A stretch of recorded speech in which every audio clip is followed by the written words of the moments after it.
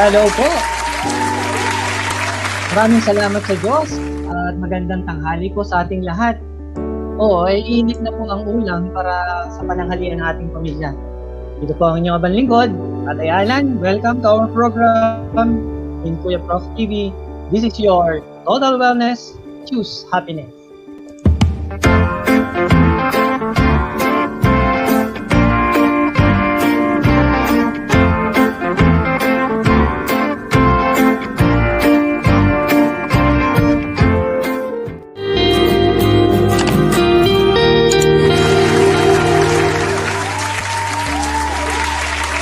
Magandang tanghali sa mga ka-wellness na kasama natin ngayon. Maraming salamat din sa mga nakisabay noong nakarang episode. At antabay lang po tayo at sigurado marami tayong mapupulot na mga karagdagang kaalaman mula sa ating guest. At siya po ay isang lingkod ng bayan. At syempre, ihanda na rin po ang kopya ng inyong Philippine Star kahapon para sa ating bagong segment sa ating programa. At i-introduce ko na po kagad ang ating guest kapag pagbalik po natin after the very short commercial.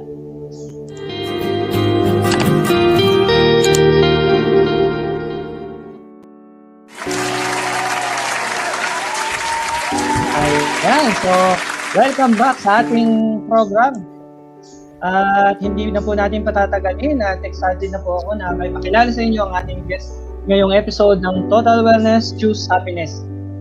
Ang ating pong guest ay Robin Smadings, trained life coach at syempre po kasalukuyang director ng Directorate for Human Resource Development ng Bureau of Jail Management and Penology National Headquarters.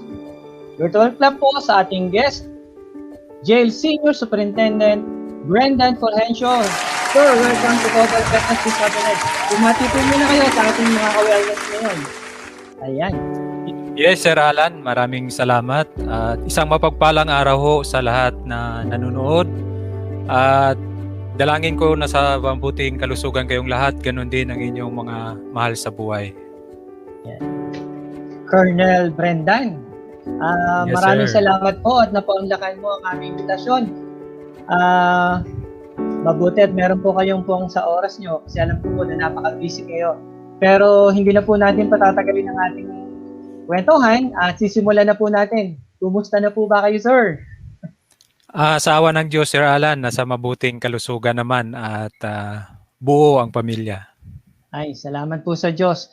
At syempre, punong-puno ng damdamin ang pag-uusapan natin ngayon kasi ang ating paksa ay emotional mastery. Kaya ibibigay ko na po yung unang tanong. Ano po ba yung emotional mastery, sir? Yes, Sir Alan, yung emotional mastery, ito yung pamamaraan na kung saan maging aware tayo or maging conscious tayo.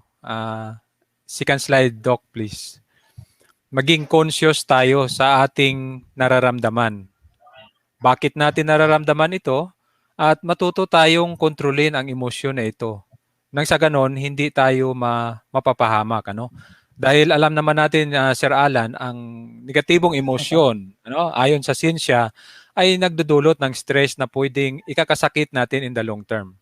Maliban dyan, may mga pangyayari tayong nakikita na dahil sa kawalan ng kontrol sa emosyon, kagaya ng mga away trapiko, may mga tao na napapatay at nakukulong dahil sa tagpong ito. Yun ay kakulangan lang ng kontrol sa emosyon, Sir Alan. Naku, napakatindi talaga pag walang kontrol ang isang bagay. Opo. Sir, ano po ba yung role ng emotional mastery sa ating buhay? Bukod sa, syempre, kailangang mapangalagaan natin sarili. Pero ano po ba yung connection o kahalagahan ng emotional mastery sa buhay natin, lalo na ngayon na nandito tayo sa panahon ng pandemya? Yes, Sir Alan, ang emotional mastery napaka-importante, Doc, pakiano na lang ng lahat na sa page na 'yan. Kung tayo may control sa ating emosyon, ibig sabihin lang nito, hindi na natin hahayaan na yung mga negatibong emosyon, kagaya ng galit, takot o kalungkutan, sisirain yung araw natin. Hindi natin i-allow 'yan kasi may control tayo sa emosyon natin. The same time, maiiwasan natin mag-procrastinate, Yung pag may gusto tayong gawin, gagawin natin kasi hindi tayo natatakot, hindi tayo nag-aalinlangan. At marami pang benepisyo gaya ng makita natin sa screen kanina.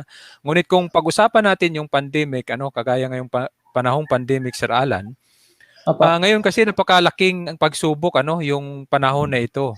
At kung manaig sa atin ang negatibong emotion, malamang lagi tayong takot sa virus. Malamang lagi tayong galit sa mga taong lumalabag sa protocols or malamang pwedeng magkaroon tayo ng dismaya lalo na kung apektado tayo yung trabaho natin. At siyempre yung lungkot nandyan dahil sa mga restrictions sa galaw natin.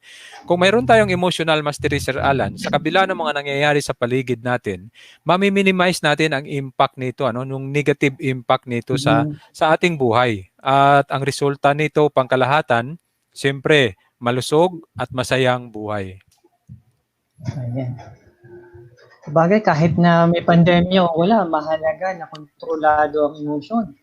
Sabi Yes, Sir nga, Alan. napakalakas na puwersa ang emosyon natin. Opo. Binabago niya ng pananaw kapag nadala tayo sa emosyon. Ayan. Ay, sige po. Itutuloy po natin itong ating masaya at puno ng emosyon na kwentuhan pagkatapos po ng ating short commercial.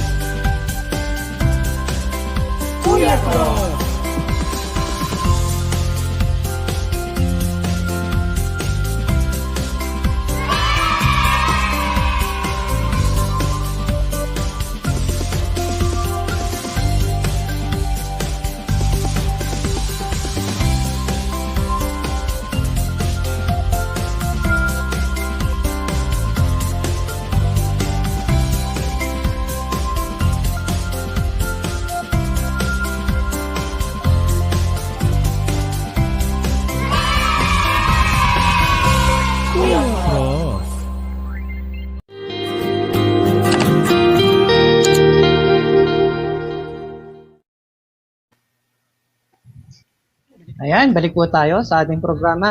At ang nakita nyo po, yun po yung mga programa pa sa KP Television na ating kagigiliwan at kapupulutan ng mga karagdagang kaalaman. Kaya nga po, huwag kalimutan to like, share, subscribe, at pakipindot na rin po ang bell para ma-notify namin kayo sa mga bagong episode ng iba't ibang programa ng Kuya Prof TV. At ito na po ang tanong natin sa I Read It at Philippine Star.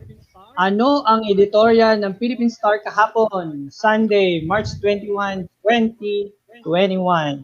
Ulitin po natin, ano ang editorial ng Philippine Star kahapon, Sunday, March 21, 2021? Yan, so kunin na po ninyo ang issue ng Philippine Star kahapon.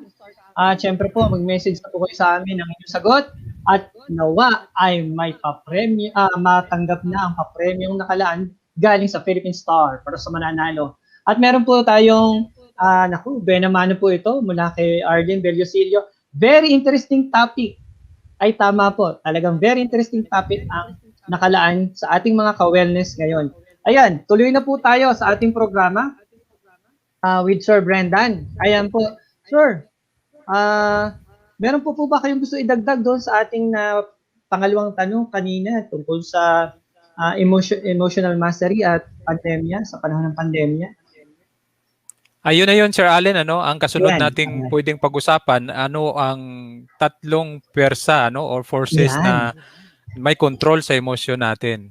Yan, sige po, maganda. Interesado po ako dyan. So, ano po yung mga pwersa na yan? Yes, Sir Alan. Sabi ng aking teacher sa life coach na si Anthony Robbins, there are three forces in the world that determine what you feel. These forces are called the triad. So together, these three patterns create any in every emotional state. Whatever you feel, you are not feeling it because you have to feel it. You are feeling it because you have chosen from the triad. So in order to master your emotions and consciously choose the emotions you want to live in, you have to understand these three forces. So yung three forces na yun, Sir Alan, kung makita natin sa next slides, ito na yon yung tinatawag natin na the triad. Nilarawan ko siya sa kagaya ng isang tripod, Sir Alan.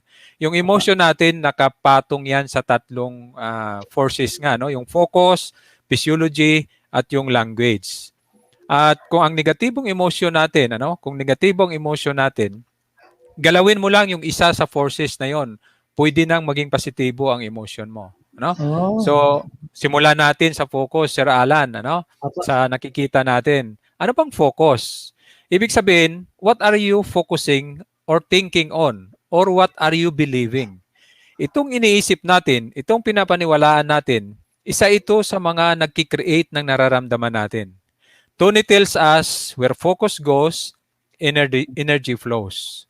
Ngayon, kung nasa isa tayong emosyon, Sir Alan, may tatlong bagay na pwede nating usisain patungkol dun sa focus. Unang-una, ano bang iniisip natin? What are you thinking most of the time? Is it the present or in the future? Ang ibig sabihin nito, Sir Alan, mayroong kaibahan sa emosyon mo kung nakatuon yung isip mo sa present kumpara sa future. Bigyan ko kayo ng isang napakasimpleng halimbawa. Halimbawa, nag-aaral tayo at dumaan tayo lahat sa pag-aaral. Kung isipin lang natin ang hirap ng pag-aaral, ang hirap ng mga assignment, ang tagal ng proseso, minsan nakakalungkot, nakakasawa, nakakatamad, di pa po? Ngunit, kung isipin natin ang benepisyo nito in the future na kung saan magkaroon tayo ng trabaho pag nakatapos tayo, iba ang mararamdaman natin. So ako personally, iniisip ko lagi yung future, makatapos ako ng pag-aaral, may trabaho ako. Kaya ganado ako mag-aral, Sir Alan, sa kabila ng pagod. Kasi kung yun lang ang isipin mo yung present, mapapagod ka talaga. Kagaya rin ho yan sa pag-i-exercise. Kung isipin mo yung malusog na pangangatawan kahit nagkakaedad ka na dahil bunga ng ginagawa mong paghihirap na pag-i-exercise, motivated kang gawin yung mga bagay na yon. Yon. Pangalawa, Sir Alan, nakalagay dun sa screen natin, nakafocus ka ba sa sarili mo o sa ibang tao? So ang magandang halimbawa dito, yung mga away relasyon, away kaibigan, away mag-asawa. Halimbawa, nataasan ka ng boses ng mahal sa buhay mo. Nagagalit tayo. Minsan, Pero bakit ba tayo nagagalit? Dahil iniisip natin yung sarili lang natin. Pakiramdam natin, hindi tayo nire-respeto, pinapahiya tayo. Kaya sumama ang loob natin. Pero kung matuto tayong isipin din yung kalagayan ng napataas ng boses, meaning to say, isipin natin bakit napataas ang boses niya. May dahilan definitely, Sir Alan, bakit wala rin siya sa tamang emosyon. So kung maintindihan natin yung part ng ibang tao, bakit nila nagawa ang isang bagay, hindi basta-basta sasama ang loob natin. So yun ang ibig sabihin nun. Pangatlo, Sir Alan, nakalagay sa screen, saan ka ba nakafocus? Sa negative situation or sa positive aspect or positive development?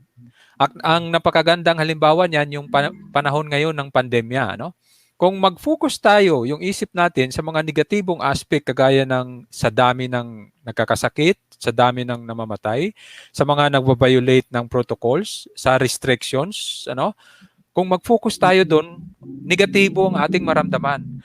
Pero wag ho nating kalimutan na sa kahit sa ganitong pangyayari, marami hong positibo na bagay sa paligid natin. Unang-una ho doon, buhay pa tayo. Napaka-positive po niyon. Pangalawa, wala ho tayong COVID. O kung mayroon man, posible, gumaling na. At ganun din, maraming gumagaling sa COVID. At nandyan yung development na may vaccine na naparating. Itong mga positive development or positive aspect, kung titingnan natin din lagi, magbibigay sa atin ng positibong emosyon, Sir Alan. So yun yung sa focus, Sir Alan. Pag natuto tayong mag-focus sa mga bagay na magbigay sa atin ng magandang emosyon, maiiwasan natin yung negatibong emosyon. Pangalawa, ang physiology. Ang ibig lang sabihin nito, Sir Alan, what the body is doing. So physiology refers to our body in all its systems and by extension, elements that directly impacts those systems.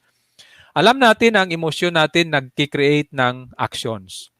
Pero wag din natin kalimutan na ang galaw natin pwedeng mag-create ng emosyon. Paano ba natin ginagamit yung katawan ang katawan natin? At isa ito sa pinakamabilis na pwede nating baguhin kung wala tayo sa magandang emosyon, yung paano natin ginagamit ang katawan natin, So sa next slide makikita natin, pwede natin pag-aralan kung paano baguhin yung nararamdaman natin through our physiology. Ano? Next slide, please, Doc. Ayan, makikita natin sa next slides. Siguro na-obserba naman ninyo na pag tayo tumayo ng straight, if we stand up straight, mas proud and alert tayo. Pero if we slam over and neglect our body, more likely we feel negatively, di ba? No? At makikita mo 'yan sa mga kasama natin na nakaka-experience ng depression, nakayuko sila lagi, nakatingin sa baba, mababa yung balikat, malungkot yung mukha. So yun yung physiology ng tao na under depression state. Kung maintindihan sana nila, pwede nilang baguhin kahit kunti siguro yung nararamdaman nila kung baguhin din nila yung posture nila, So if you find yourself in a depressed or stressed state, take a moment, pwede mong simulan sa deep breathing, sinasabi na yan sa atin ng siyensya, yung deep breathing nagbibigay sa atin ng relaxing state, Or pwede kang simpleng mag-stretching, maglakad-lakad sa labas o gumawa ng mga bagay na gusto mong gawin. Basta gamitin mo yung katawan mo, gumalaw-galaw ka, ika nga, Sir Alan, gardening, itong mga bagay na simpleng bagay na ginagamit mo yung katawan mo, magbabago ng nararamdaman mo. Or simply, sabi diyan, put a big silly grin on your face. Tumawa ka lagi kahit walang dahilan, Ewan ko Sir Alan kung naranasan mong tumawa na walang dahilan. Ako, ginagawa ko yan minsan, lalo na pag medyo malungkot ako. Minsan takot lang tayo kasi baka mapagkamalan tayong may tama sa isip, Pero alam natin na wala tayong tama sa isip, Ang totoo niyan, magkaroon ka ng tama sa isip, paghayaan mo yung negatibong emosyon mananaig sa'yo. So yun yung physiology, Sir Alan, At tingnan natin ulit sa slide, Yung physiology, kasama dito yung pag-aalaga natin sa ating sarili. Ibig sabihin, sapat na oras na tulog at tamang pagkain, Sir Alan. And lastly, yung tinatawag na language, Sir Alan. Ano ang sinasabi natin sa sarili natin? Makikita natin sa next slide. Kung hindi alam ng iba, kinakausap natin yung sarili natin. Minsan sinasabi natin, hindi ko kaya yan. Takot ako dyan. So yun yung mga disempowering statement. Pwede natin palitan yon ng empowering statement kagaya ng kaya ko to, malakas ako. Okay? And sometimes ang pag-uusap natin sa sarili natin, dinadaan natin sa question, So sabi diyan, if you ask question like why do bad things always happen to me? You are more likely to feel powerless in your own life. So next time, kung tatanungin natin yung sarili natin, ito yung tatlong katanungan na baka powerful, na pwedeng magbago sa emosyon natin. Unang-una, what can I do to better my situation? Okay? So itong tanong na to actually, Sir Alan, magbigay sa iyo ng panibagong emosyon gaya ng curiosity. Oo nga, Ano bang pwede kong gawin para ma-improve ko yung kalagayan ko ngayon? So different emotion na yon, curiosity, na pwedeng maghantong sa creativity. At pag nakaisip ka na ng gusto mong gawin, pwedeng maghantong sa excitement. Yon, isang tanong yon. Pangalawang tanong doon, what am I thankful or what am I grateful right now? Napaka-powerful na tanong, Sir Alan, para baguhin yung emosyon.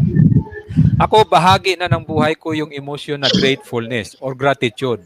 So yung basic na ginagawa ko, pagising sa umaga, Sir Alan, ay salamat, buhay ako.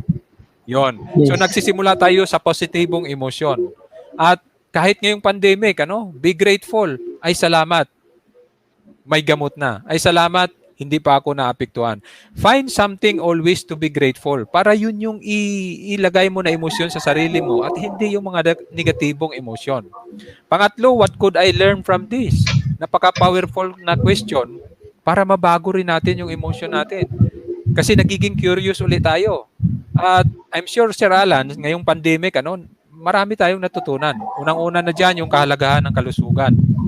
Ibig ko sabihin, ang kahalagahan ng malakas na immune system. Maraming tao ngayon nagbago na ng diet dahil para protektahan ang sarili against COVID. So, one learning, yan. Pangalawa, napaka-importanting learnings ngayong pandemic, kahalagahan ng savings, Sir Alan. Na-realize ng marami na kailangan mo ng savings kasi hindi sa lahat na pagkakataon mayroon kang pera. So, ako personally, Sir Alan, hindi ako nagsasayang ng pera sa bisyo. Iniipon ko yan kasi hindi natin alam kung anong mangyari. Kagaya ngayon, pwede kang mawalan bigla ng trabaho at ang savings mo ang magbigay sa iyo ng kapangyarihan na ipagpatuloy mo yung buhay mo, ano? So in order to keep ourselves thinking positively kagaya ng nakikita natin dito, dapat naka-focus tayo sa future possibilities, Para mangyari 'yon, dapat binabantayan natin yung positive and negative words na sinasabi natin sa sarili natin. Pag nabago natin yung mga lingwahe na yon, mabago natin yung focus natin, mabago natin yung nararamdaman natin. Next slide, please, Doc. Yon. Sa next slide, pinapaalala ko lang na may kakayahan tayo maramdaman yung gusto natin maramdaman sa anumang oras ng pagkakataon. Mamaya, kung gusto mong subukan, mag-isip, kung gusto mong maging malungkot, mag-isip ka ng lahat na nakakalungkot. Siguraduhin ko sa iyo, malulungkot ka. Pero hindi yun yung gusto natin. Gusto natin maging masaya. So, baliktarin mo yung iniisip mo. So, ugaliin lang natin. Gusto natin magkaroon ng magandang emosyon. Ugaliin natin bantayan itong tatlo. Ano bang iniisip mo? Saan ka nakafocus? Anong lingwaheng ginagamit mo sa sarili mo? At paano mo ginagamit yung katawan mo? Sabi pa dyan ni Tony Robbins, real freedom ay nanggagaling daw sa desisyon na hindi natin inahayaan yung mga nangyayari sa paligid natin para maapektuhan yung emotional experience natin.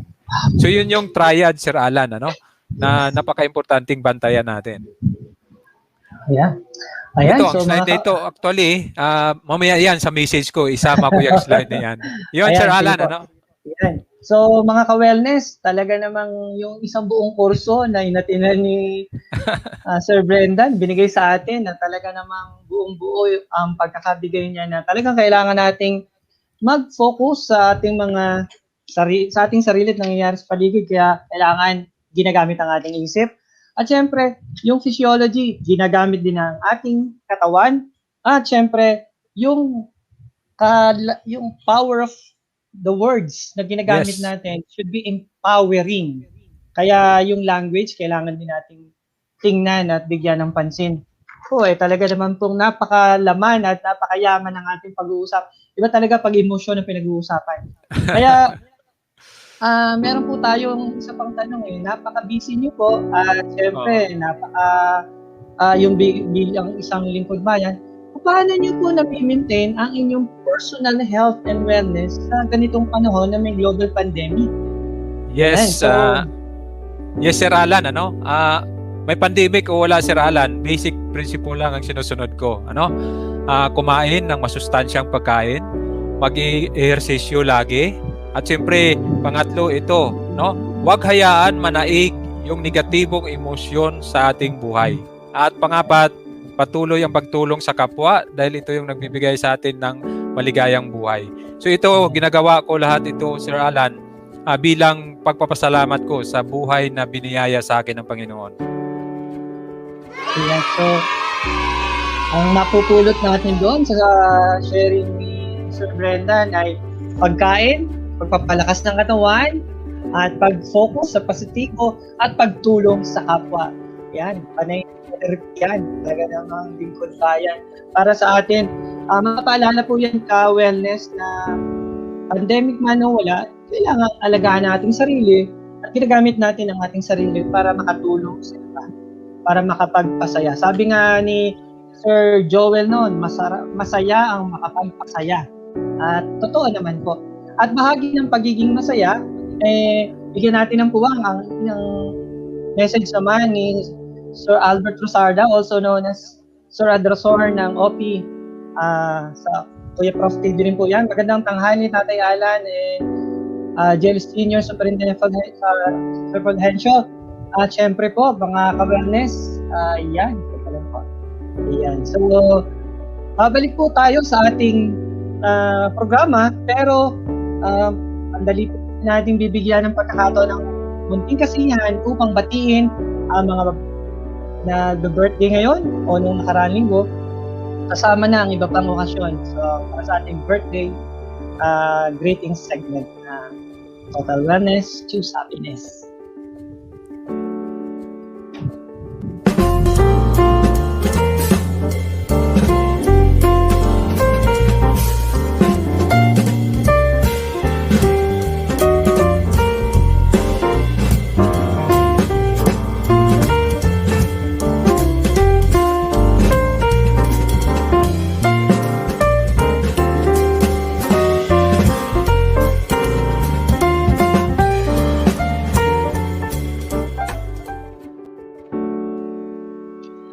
So meron po ako ditong next listahan.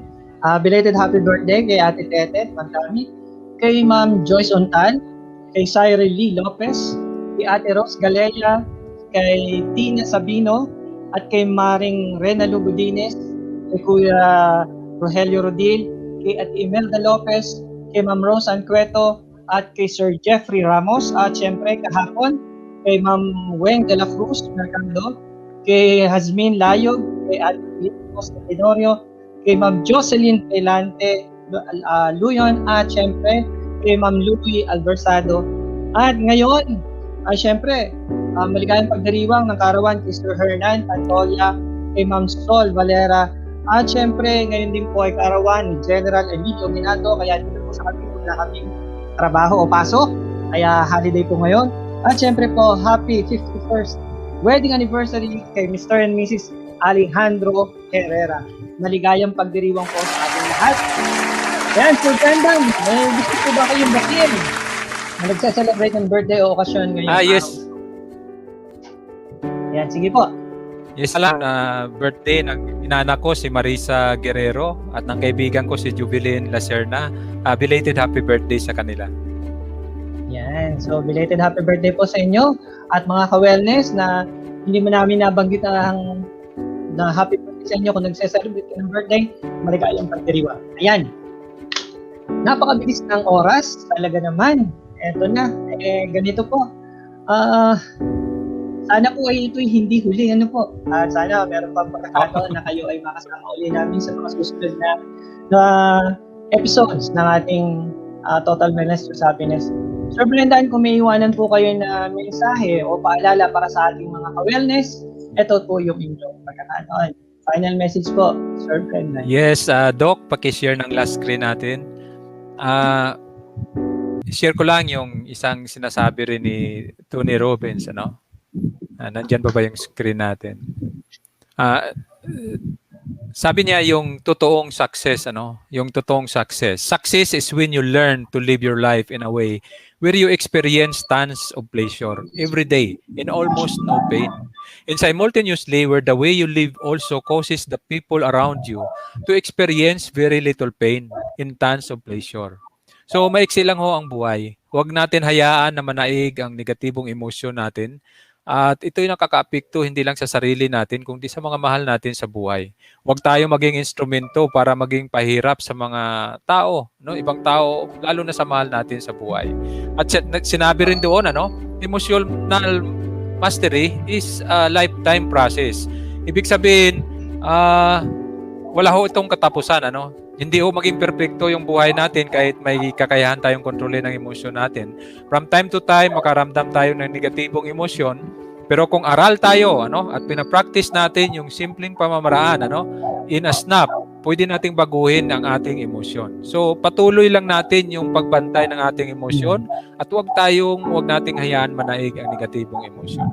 Maraming salamat, Sir Alan. Yeah. Thank you so much po, Sir Brendan.